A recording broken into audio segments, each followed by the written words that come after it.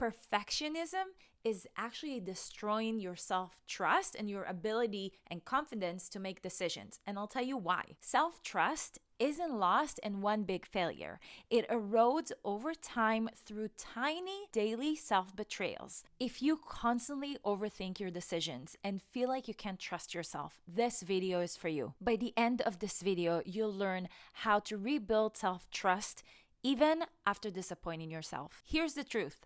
Self-trust isn't lost in one big failure. It erodes over time through tiny daily self-betrayals. Think about it this way. If you have a friend and she tells you she's gonna call you tomorrow. Tomorrow comes, she doesn't call.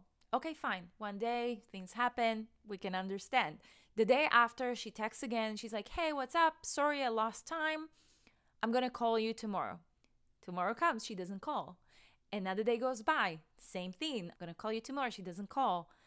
A week passes, 1 month passes. All this time passes and she still hasn't kept her word to you. Would you trust this person?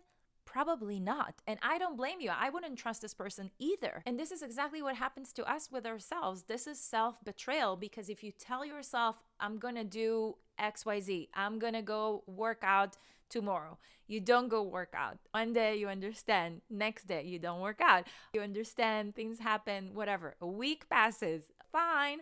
2 weeks pass, 3 weeks pass.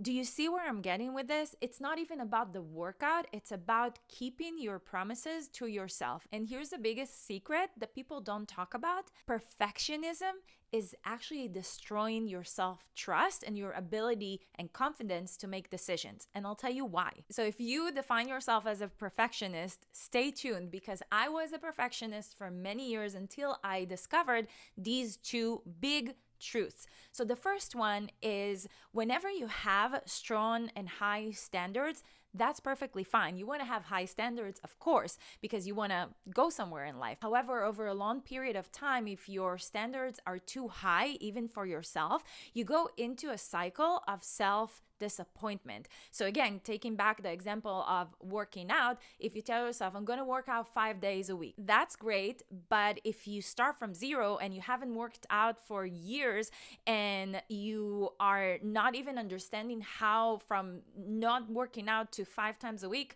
you're going to disappoint yourself. It's not really sustainable. So what happens is you signal your mind that you're not trustworthy. And one thing that you want to do here is to examine your standards and give yourself permission to start where you're at and meet yourself where you are. The second thing is analysis paralysis. If you're overthinking about how to do things, how it's going to happen, what's the outcome, overthinking over time actually prevents you from taking the action, because you're constantly in your head just thinking about how to start instead of just starting. The simple thing that you can try today is keeping promises to yourself and meet yourself where you are. So if it's 1 promise a week, that's fine.